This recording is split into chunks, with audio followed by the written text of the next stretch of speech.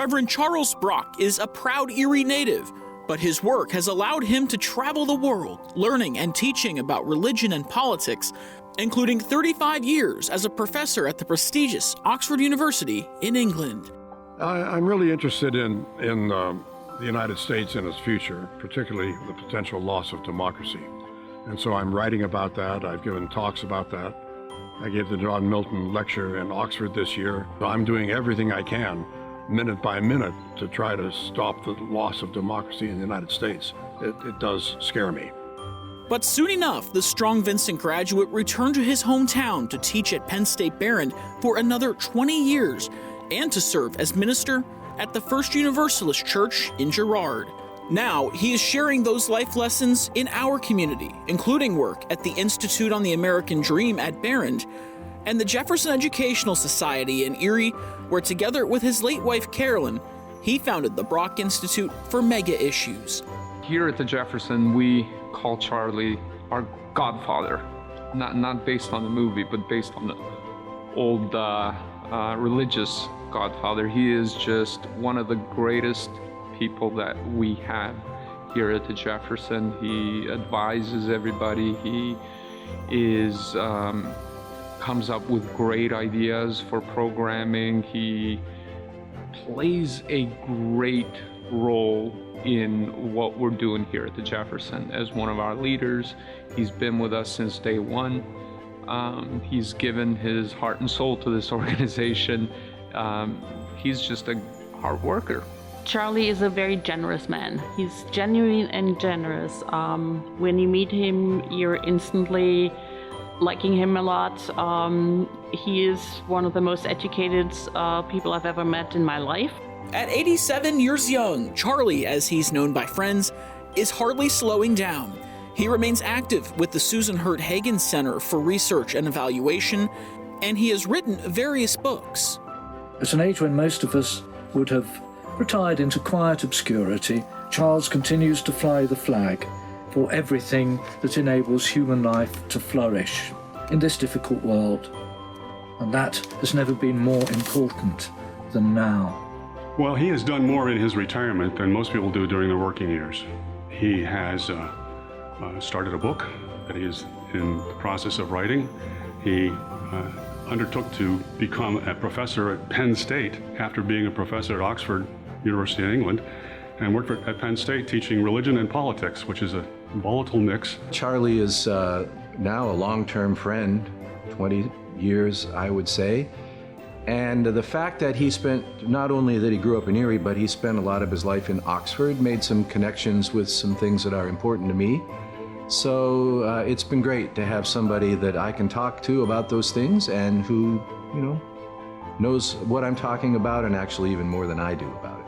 I just learned a lot from him, thinking in broader terms, understanding the United States in a different way than I was taught in college myself. So I owe him a lot in that respect.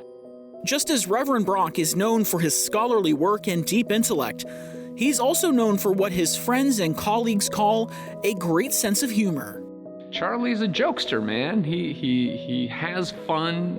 He tells jokes all the time, always making us laugh. No matter how serious things are at work sometimes, Charlie comes in and makes light of the day and gets everybody at the Jefferson in a good mood. And that's why we call him the Godfather. That's what Godfathers are supposed to do.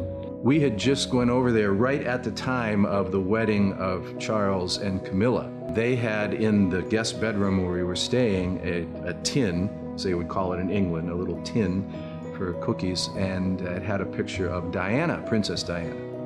So we bought a magnet with Camilla on it and put it over the face of Diana in that bedroom, and that's just exactly the sort of thing that would fit for who he is and who they were. At the end of the day, those who know Reverend Brock say all of his qualities showcase not just simply a deep love of both religion and politics.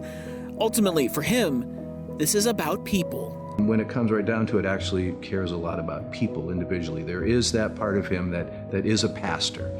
And folks who only know him superficially or who haven't known that part of him the closer you are, you realize that in the mix of all the things that Charlie is, a sort of a scholar and a raconteur and somebody who enjoys the good life, there's also a very serious pastor in there.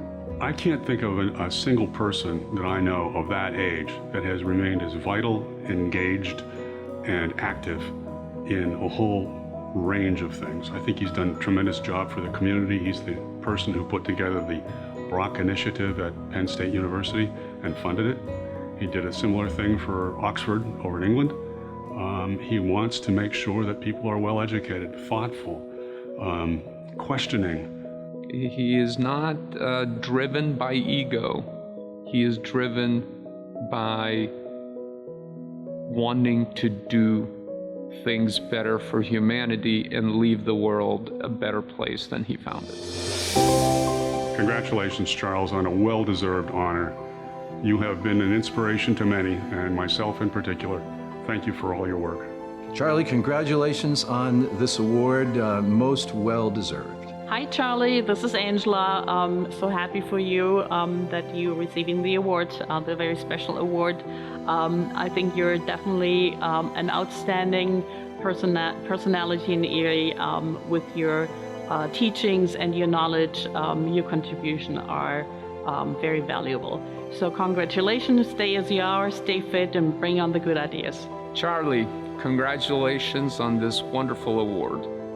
We at the Jefferson are very proud of you. We are honored to be working with you day in and day out. Thank you for all you've done for this community, for this organization, and for the entire world. You are one of the best people I know, and thank you for being a good friend.